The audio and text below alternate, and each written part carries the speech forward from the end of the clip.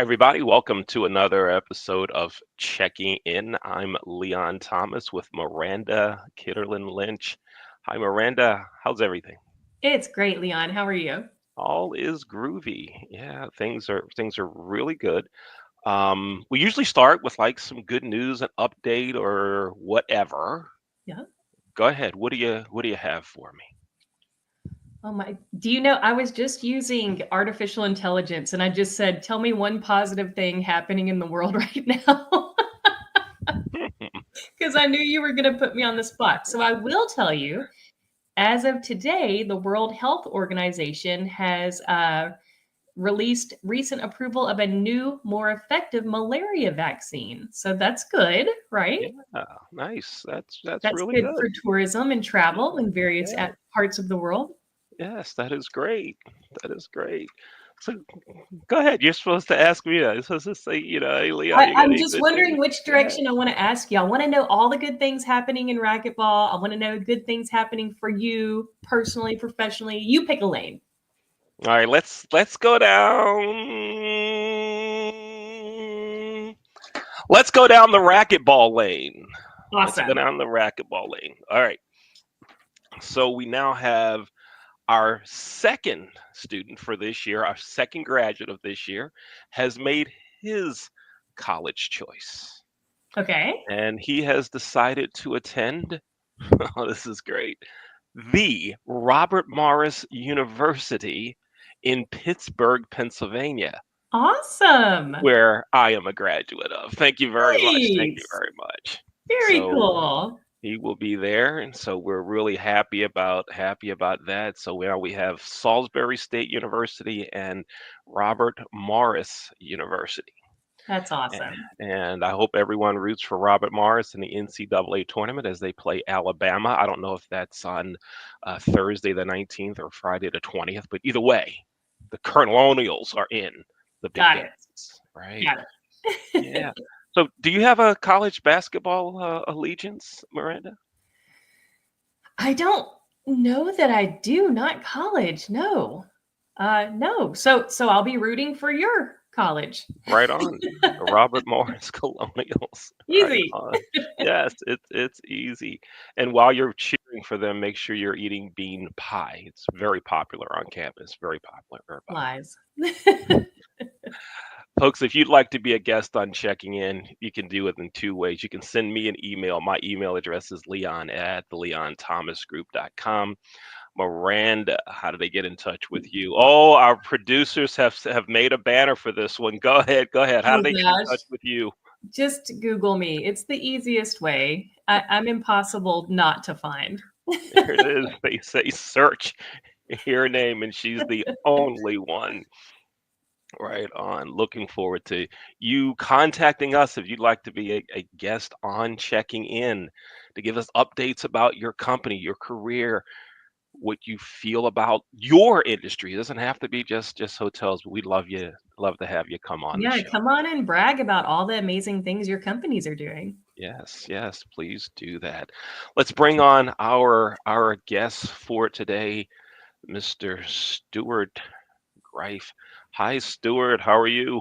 Hi, how are you, Leon? Great to see you. Great to see you, Miranda. Great to see you. Thank you so much. You are so busy and you are all over the place. I'm so glad that you could make the time to join us today. I was going to say, my wife tells me that too, but I don't think she means it in the nice way that you do. But, she's probably right most days. So, Well, tell us if you don't mind. I'm sure that many people are familiar with you and what you do, but would you please share with our listeners who are you and what do you do? sure. My name's Stuart Greif. I lead strategy, innovation, and operations at Forbes Travel Guide. We really focus on elevating excellence in the travel and hospitality industry, but broadly. And while we started in luxury, we work at all levels of the industry and in other adjacent spaces like retail or automotive, not just in hotels, restaurants, spas, cruise ships. Back in the 1950s, we were mobile guide, similar to Michelin. And if you were looking to stay somewhere or eat somewhere, we were the go-to guide. But then we focused really on supporting the industry more on the B2B side. And that's where we really have become the standard bearer in our standards globally. around service excellence, and where we also train, we're like the TEDx of the training world, I think, to complement and supplement that which other companies do. And we want everybody to do better for their guests and their business. And we're just pleased and humbled to be able to support the industry that way. That's fantastic. And how long have you been in this space? Well, the company's been there since 1958. My hairline may have been there at the origins, but I was not. I'm a little bit younger. Sorry, Liana, that's not directed at you. This is myself. So I will catch up to you in the coming years, no doubt.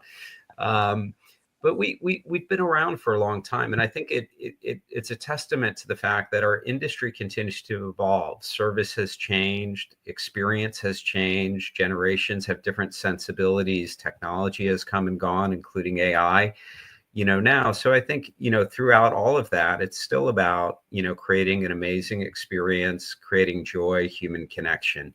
And ultimately, that's a pretty good business for all of us to be in. So I think you talked at the beginning of the show of what's one good thing in the world. Well, I think your podcast is certainly one of them. I'm pleased to be here. And I think our industry is a bright, shining star at a time. It may feel like there are forces in opposite direction, but travel, and it doesn't have to be internationally, it could be in your own communities, is what enables us to walk in other people's shoes, to understand and empathize, to build bridges instead of erecting walls. Absolutely. I heard someone once say that travel is the tool to bring peace to the world. So I love that. I agree with you 100%. Leon? Yeah. Stuart, tell us about your path to where you are now. Give us a brief rundown of I started here and now I'm here. We have some college students and even high school students that watch our show, and are always interested to know how folks got to where they are now. Tell us your story. Yeah, it's funny. You would have never said from where I started to how I got there. In fact, I started really in hospitality as a guest, living out of a hotel some 25, 30 years ago as a consultant. And I really loved the staff. In fact, we hung out more with them than with my colleagues on the consulting side. 25 years later, I happened to meet the guy who was the concierge in the hotel, and he's the number 2 at Clay Door, which is, if you ever see gold keys on the lapels of concierges, it's kind of the highest level of concierge globally.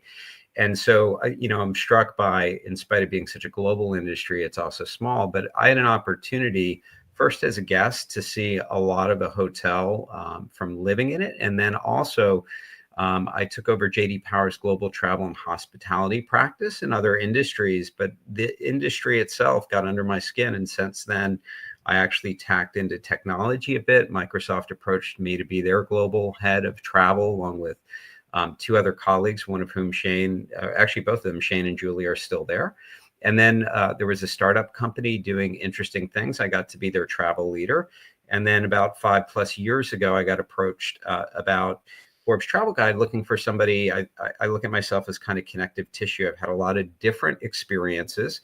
I didn't know what I wanted to be. I think it's great if you do out of college and you're an artist or athlete, or you're into accounting and finance and you want to be the CFO or CMO. That's wonderful. But most of the people I know, it's a process of experimentation, learning, of different opportunities, of taking chances to say, oh, I kind of like things like this and a little less like this. So earlier in the career, it's trying to be broad-based and figure things out. And in the past decade or two, it's been more narrow, of saying, I know it's much more this kind of fit. And I think also as you get older, the right culture matters a huge amount in terms of where you want to work and who you want to work with. And for me, I think that's very true. But early in my career, I think if I had some advice to dispense, it's, don't try to live the next 10 years of your life in the next 10 minutes or 10 days. And even a decision to work somewhere, if it doesn't work out, is a learning experience, and it's not an irrevocable decision. It's something that you can continue to evolve. And my career path was very different in the steps I made, including working for a Fortune 500 company that had education businesses, financial services, business and information and media, and an earlier career in consulting. So multiple paths can take you to places where your heart and your soul want to lead you. But oftentimes we forget about getting on a track in school, or, I should take this job. Or if you have bills, I understand. I had to pay student loan debt. And those entail some trade-offs of what you choose and how long you stay somewhere. Yeah. Let me share my story real quick. I Yeah. coming out of high school, I there were three options for me. One was music school, the Shenandoah Hmm. Conservatory of Music. Hmm. One was to major in hospitality management or hotel management, and the other was sport management. Hmm. I opted for sport management at Robert Morris University, which at the time was one of only seven schools that Hmm. offered that major. And I had an internship in the athletic department. And the athletic trainer, who was Hmm. also a professor at the university, his name is Dr. David Sanoka. And Hmm. Miranda, I'm going to call him to get him to come on the show because he's retired now. He has no excuse. He can make it on the show. We're going to get him here. But one of my responsibilities was to make travel arrangements for the men's basketball team. Wow. And so this is in the days of phone calls and Hmm. sending letters, right? So Hmm. um, I made all the hotel arrangements, and I didn't know the coach was supposed to get the complimentary suite. So Wow. they said, "We have a complimentary suite for your group." And I go, "Okay, put it under Leon Thomas. That's me." Right. So I have the coach's complimentary suite, and I invite Dr. Sanoka to my suite for some wine and cheese. And he's like, "What are you doing? This is not supposed to be yours. This is the coach's." I'm like, they just asked me whose name it should go under. I told him me. And he's like, "Wow, you know what? You're going to work in hotels. You are going to work in the hotel business." I'm like, "No, I'm not. I'm going to be the basketball coach at UCLA." Well, Stuart, at my first basketball coaching gig at Quigley Catholic High School in Baden, Pennsylvania, north of Hmm. Pittsburgh, I Yeah. won I won 2 games my first season. And Dr. Sanoka's like, "This coaching thing isn't working out for you." And I started working in hotels and spent 35 years in the business. And Wow. we'll get Dr. Sanoka to tell a longer extended version of that whole story. But I went back to one of the things that I thought about out of high school was hotel management. So that's Hmm. kind of my brief story of how I got there. Miranda, tell us yours, and then we'll just go back to hearing more from Stuart. Go ahead, tell us your situation. How did you I get there? I fell into hospitality like many other people accidentally. When I started college, I went pre-med. It was my mother's sole desire in this life for me to be a doctor. And, it didn't take the route that she planned, but I am indeed a doctor, Sure. technically. So Right on. I fulfilled her wish. So, Yeah. yeah, Very accidental cool. industry for me for sure. All And right. what's funny is because Stuart, it sounds like you took a roundabout way to get where you are as well. Yeah. Students ask me all the time, I've got all these possibilities upon graduation. I don't know what to do. How do I pick what to do? And my advice has always been it doesn't matter. Just do Mhm. something. And if it doesn't work out, take what you value from that experience and do something else. Right. Yeah. Um, Amazon. yeah. Go ahead. Go ahead. Amazon has famously they talk about things that are two-way doors that most of us assume and live in kind of constraints we put upon ourselves as a one-way door. Now, having children is one of those things that probably should be a one-way door, irrevocable decision. Once you bring people in this world, but most things, taking a job, if it doesn't work out or it's not what you love, commit to it, give it time, because anything new is going to be harder. It's going to be challenging. Any new experience is going to stretch, feel uncomfortable, especially earlier in your career when you're not accustomed to that feeling. Just like going to the gym, you're going to be a lot more sore starting out than once you've been doing it for a while.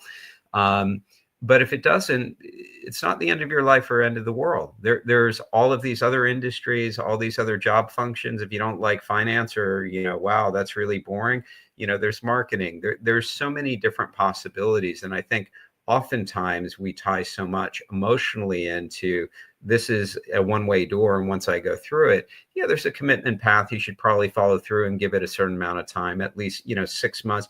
Obviously, if you hit something unethical or really that is against your values, that's different. But most times, every year I ask myself, am I still learning? Am I still finding joy? Is this still something I want to be doing? And I commit to it and say, you know what, over the next year, barring something like that, I'm going to give it, and then I'm going to reassess. And I've done that throughout my entire career.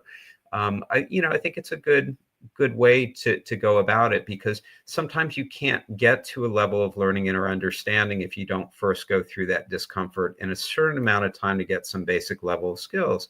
After 6 months or 6 months or a year, you have a sense. It's okay. And I think generationally, it's even more common for people every couple of years to move around than it was in my generation, at least. And so you're not, the world won't end. You don't have kids dependent on you probably when you're first out of school for the most part. You don't have a mortgage. There are a lot of things that even, working in different parts of the world and travel is open to you. So that's just my advice is listen to Miranda. She is a doctor after all, and she knows what's best. Thank you. Thank you. I'm going to put that on repeat for when my kids get home from school today. Listen to me. So you mentioned previously in our conversation, artificial intelligence, AI. Mm-hmm. I'm just now discovering even some of the things that I can do with the AI that's mm-hmm. available to me, and I'm having a blast. I'm having so mm-hmm. much fun with it. How are people using it in travel and tourism? What are you seeing them like in everyday life, for example? Yeah. And I think, the best way to think about AI is, and my friend Gilad, who's on the board of Virtuoso, which is a consortia of travel agencies and advisors, primarily at luxury, says, look, AI, it's just a tool, right? We use the internet and e-commerce. We use email. We use systems like Salesforce for CRM. And it's just a tool to augment and make things easier, like using a calculator, using a computer, using Microsoft Excel. I've seen a lot of people using it as a personal assistant or co-pilot for emails, or can you have a draft of this? Or certainly even Google is now enabling search to have that generative AI return of I'm asking something. And I think, what I'm seeing in the industry, AI was in a lot of places to begin with. So revenue management, Google itself, an algorithm is a form of AI. What's different about generative AI is it's that ability really to kind of fetch or retrieve that subset of information you really want, and over time, more personalize it to you. I think right now we're at the point where it's still a human in the loop. We know, for example, when Google started, and this is a technical term, so if the students aren't familiar with it, you can look this term up. But the first Google search sucked, and that's the technical term. It was terrible. It didn't work, right? And even the 100th. And over time, Google was pretty good at broad stuff, but if you had something specific in the industry, it wasn't so good. And the same thing, point in time. So I think it's more important that people get a familiarity, and you understand right now that you still want to have a human in the loop. So it's being used in a lot of different ways. And I think it's more an arc of over the next 3 to 5 years, you'll see a lot of this. But for example, if you have a lot of contracts and saying, hey, just using my data. So I'm not talking about putting things directly in consumer or give me the perfect trip. More the administrative tasks that are repetitive, time consuming, and not adding value. Can you take this new vendor and create a new agreement based on these 3 contracts and remove the area of currency? Let me do a once over, make some tweaks, and send it to the attorney and give him or her a 95% solution to start with. How can I, for example, ask as a generalist? Because what the technology does, it enables us as generalists to really be able to be more expert than we are. If I wanted to ask of my sales data, can you show me the sales quarter over quarter by salesperson and put that in a lovely PowerPoint slide and then be able to adapt it? I don't have to go to IT, marketing, a different system, get data, have somebody else map it up, put it graphically. And so what I think you're going to see first are the productivity side with a person in the loop in a lot of different areas. And the place you're going to see it first are the existing technologies people use. So if your sales team uses Salesforce, wouldn't it be better, instead of going through 5 screens, to simply type, can you show me all the marketing contacts for my accounts in the Northeast region, and put that in Excel, including their email and phone numbers, and boom, it's outputted. So I think you're going to see it in systems we currently use. And I would ask, when you go to a new job, ask, are there existing packages or vendors that are going to be enabling that kind of capability? The good news is your students know more than the 3 of us combined. They're the ones on the bleeding edge. Our company, we actually lever the people that are younger in cross-generational diverse teams in order to have the folks that are really having the bandwidth to play with it in a way I never could, marry up with our senior folks' expertise of what do we need to do for brand safety, or how do we make sure when we use that. We had somebody junior save us $100,000 using Gen AI imagery in areas of our business and do it much faster, where it wasn't going directly to the consumer or our client in a way there was brand risk or risk to them. So that's the thing. I think your students have opportunity to be the catalyst to drive huge amount of productivity, and be lazy. What I mean by that is find a faster way using the AI tool to do what's taking a lot of people time and money, and figure out in the company where that's being done repetitively and a lot of hours are being used. And you are going to be hugely valuable, whatever business you get into, even if it's not hospitality, if it's finance, accounting, legal, wherever it may be. Yeah, absolutely. Absolutely. Amazing. Go ahead, Leah. Stuart, what are some things that trends and things that you see that hotels Mm-hmm. can do better to let guests know that they are welcome, wanted, and respected? Things from the way they advertise, the way Mm-hmm. service is presented, terminology. What are you seeing out Mm-hmm. there that as an industry, particularly at the luxury sector, we can improve on? Yeah, I think there are a lot of different things. I think luxury does it much better. I think it's harder at certain lower chain scales where there's less human connection. The great news for luxury is that luxury has been, is, and always will be about human experience, human connection, and really all of the other tools are to free up bandwidth to focus more on that. Right? If you think about your best travel experiences, it probably had an element. Yeah, there might have been something beautiful, right, that was inspiring, nature, or beautiful hotel room, but that famous quote about remembering how people make you feel, some shared experience you had with loved ones, like that's really what matters. So the degree to which we can use technology and other tools to free up and not forget and spend more time on that. Ironically, sometimes the press, because hotels are a real estate investment, and sometimes owners can make a lot of cuts, like death by a thousand cuts, to save a little bit of money here that degrades the experience over time. But ultimately, what makes the revenue and profit and a real estate investment for a hotel work is that guests have a great experience and want to come back. So I think there's a combination. I think AI is a tremendous opportunity to be able to free up labor from and cost from things that really aren't adding value, that take a lot of time, like we talked about, to put that in the guest experience and an element of profitability. I also think, and this is really key, because you asked Leon about this notion of people feeling welcome. There are a lot of different people around the world. I mean, we are one of the most globally diverse industries, and the people that work in the industry, the countries where you find hotels, the guests, not only locally, but also those that travel all over the world in every direction.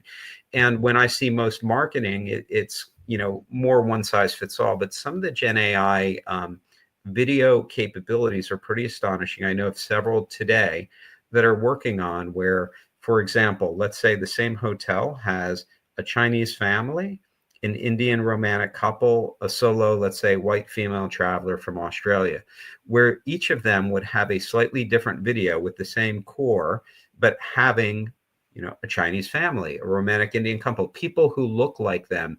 Expedia just shared some new insights that shows how much, whether it's people of color, people of different genders, people of all different dimensions of every permutation of people in the world, right, want to see themselves in an experience, and they want to be marketed to and engaged in ways like that. And I think some of the AI tools are enabling that. Obviously, your staff also needs to do it. I think there are things that are culturally different depending upon where people come from.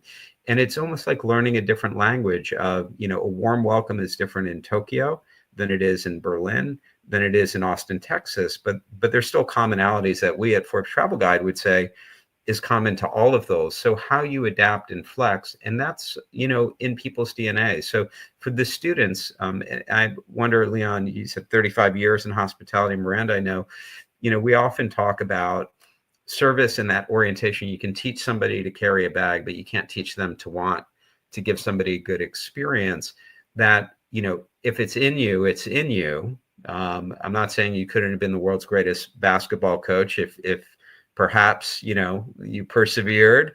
But it seems to have worked out really well. What are your takes, Leon and Miranda, in terms of what we could do better, and also just that nature of what the essence of hospitality is? Yeah, one of the things that I often would tell folks at the hotels that I managed, or those that I trained, was we need to do a better job early Mm, on in the interview process to make mm, sure we're hiring friendly people, right? mhm, So much in our business we could teach, right? I can teach you how to check them in, check them out, mhm, clean a room, drive a van, carry a bag. I can teach you that, but I can't teach you how to be nice. I can't teach you mhm, how to be friendly. So instead of asking some of the silly questions during interviews, let's have just a conversation to see if mhm, this person is really friendly, right? That mhm, was that was the first. And the second one is to understand and empathize with the guest. Not mhm, everyone is traveling for the same reason. mhm, And in a hotel, you may have guests that are traveling for a job interview, a funeral, a wedding, mhm, relocation, right? All in, and you have to understand why that guest is there and empathize with them.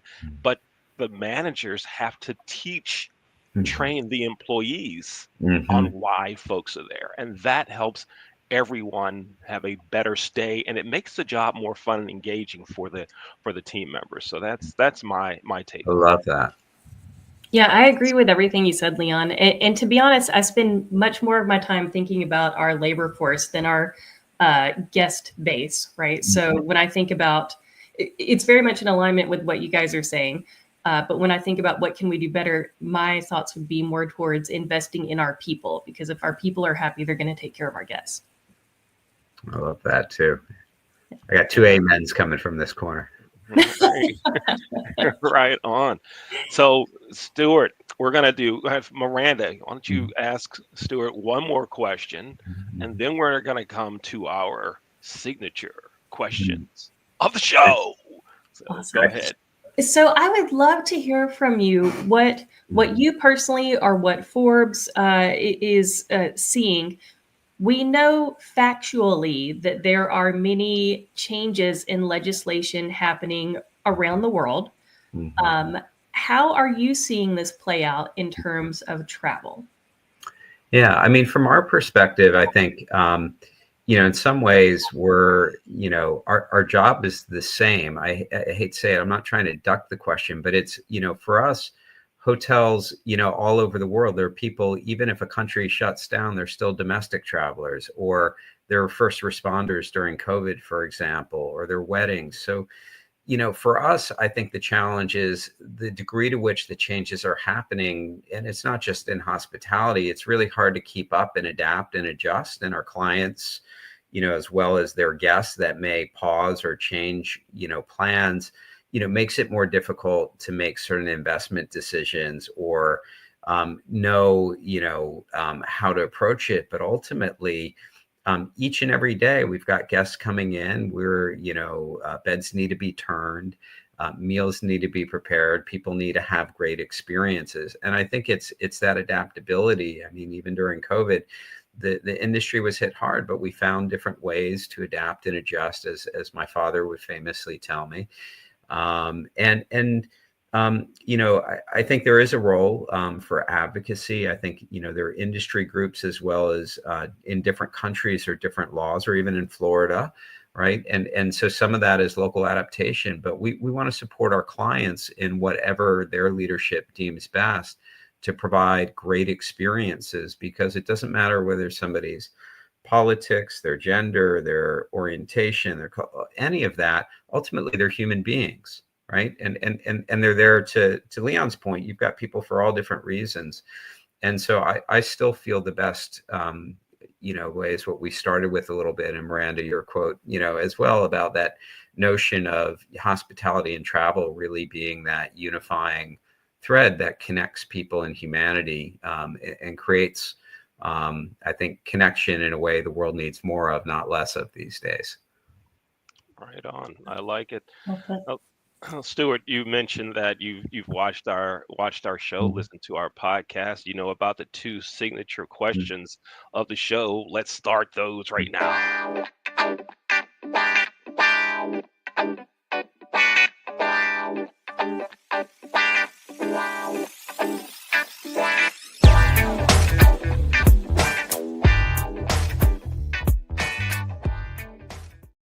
All right, question number one, and actually it's three questions, but we're not counting.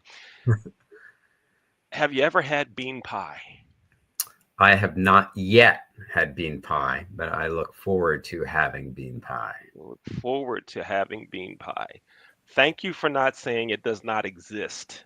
Like like someone in this stream who may be known as Miranda Kitterlin Lynch has tried to get people to say that this doesn't exist. It's fake news, but it's real. Don't gaslight bean pie.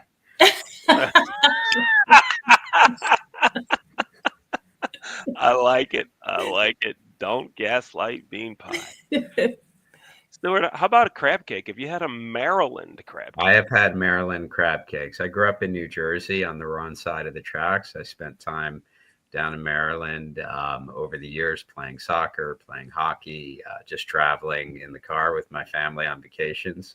And I do love crab cakes from Maryland as well as other places. Whoa! Oh, now you gave me the letter A answer, but then you said crab cakes from Maryland as well as other places. I'm trying to bait you here. I'm trying to see if we can mix it up. Louisiana has a great crab cake.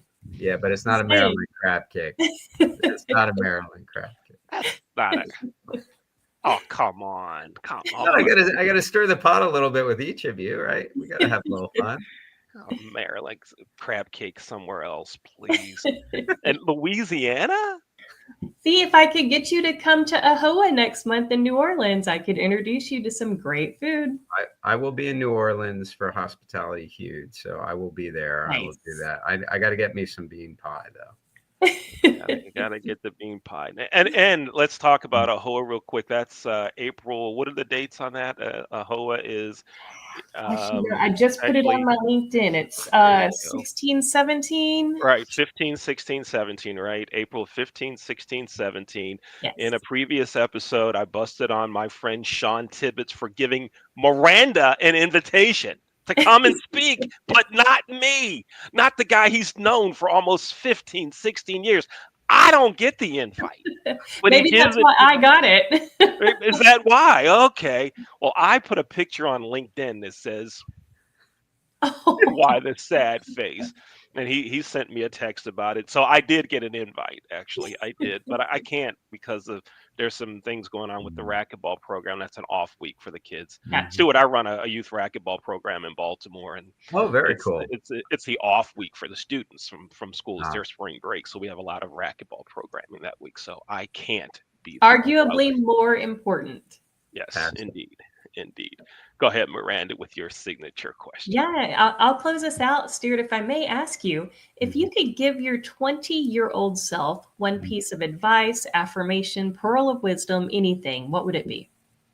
Yeah, probably like buy Google stock when they IPO'd, but beyond the obvious there, I think it's breathe. It's that notion of like what I think is understandable in human nature, and all your students are going to feel. And even just saying it's like nobody calm down, being like, hey, you need to calm down, right? Like it goes the other way.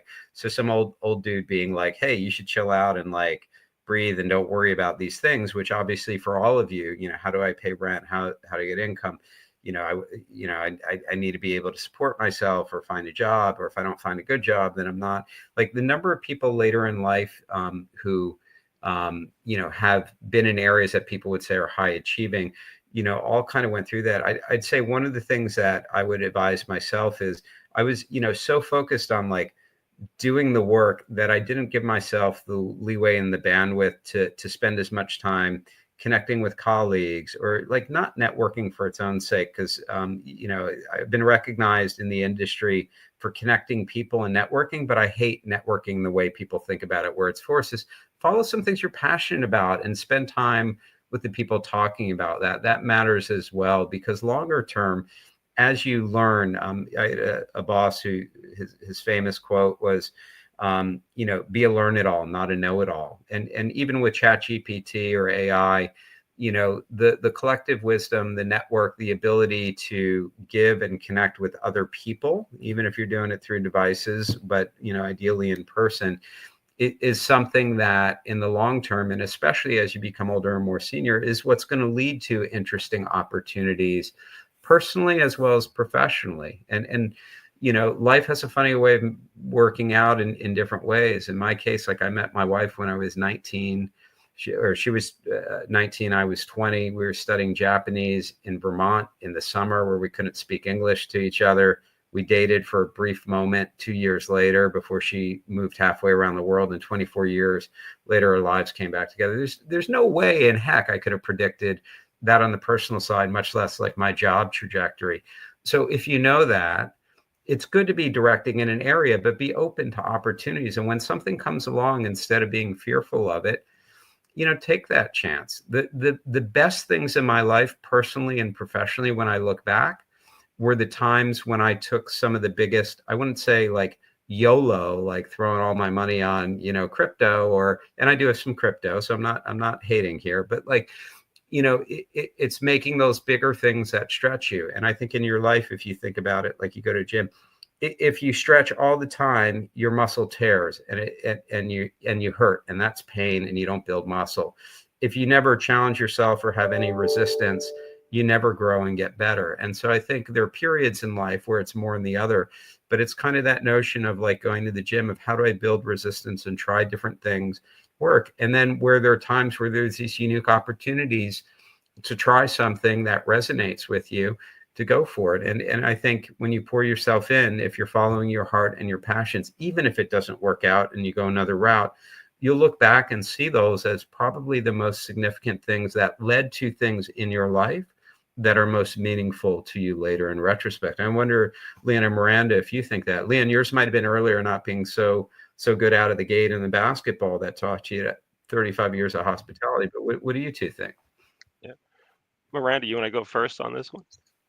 I'm still stuck on the fact that I spent far too much of my time YOLOing, and probably still do.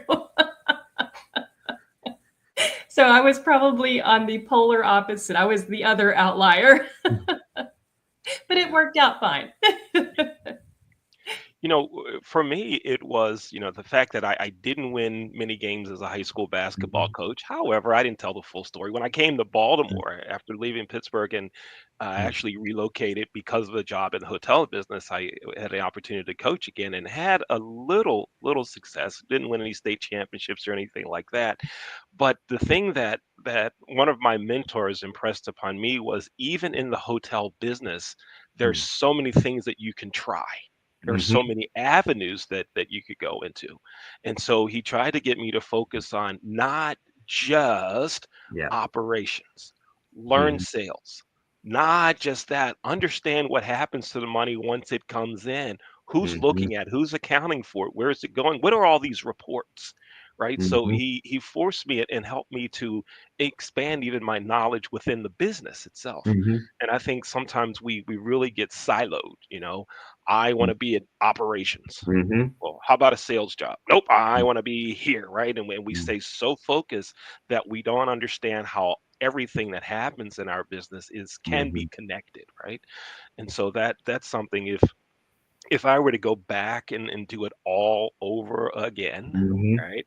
Something that I would do, I would learn more about franchise sales. Right? How are those deals put together? I'd really focus on that. Yeah, if I had to do it over again. That's me.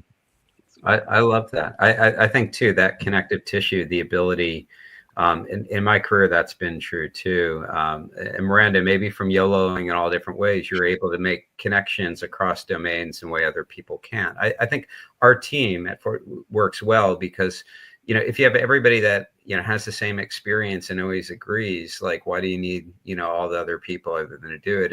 It's this creative tension between, people that have enough of the core values and vision that are aligned with different complementing skill sets. And you may have people, they're role players like Leon, you say, where there's somebody that's like, hey, they're doing but like your ability to see across and how things operate and interrelate makes you hugely more valuable in whatever context you are, because you can understand other people's perspective and you can understand the interrelationships and how a decision in one area may be suboptimal for everything overall.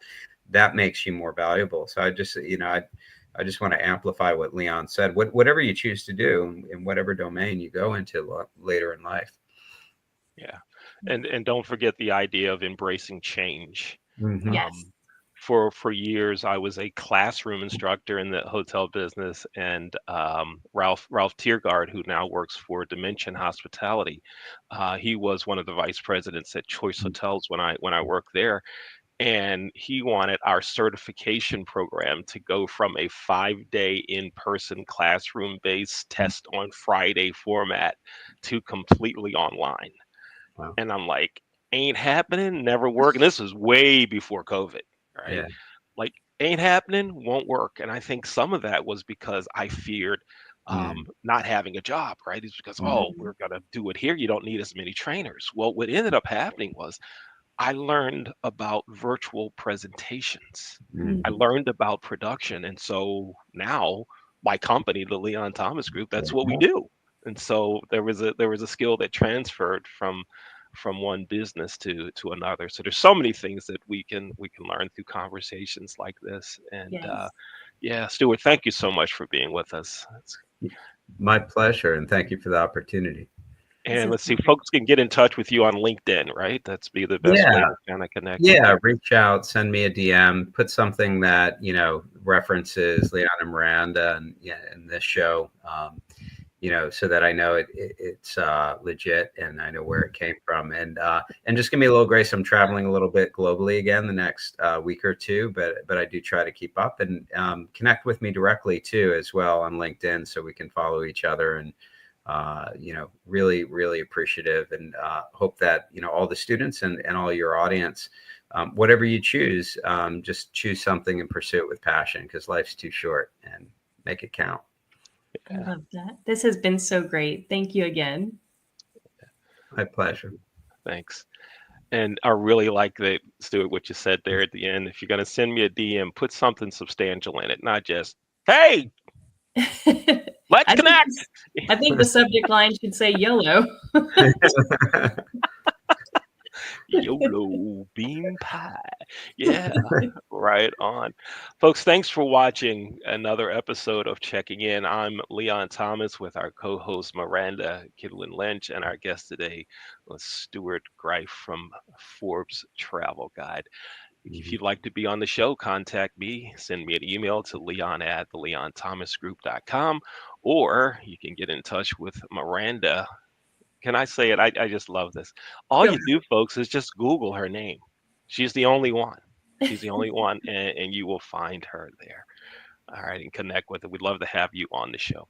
Thanks, everybody. Thanks for watching Checking In. See you next time.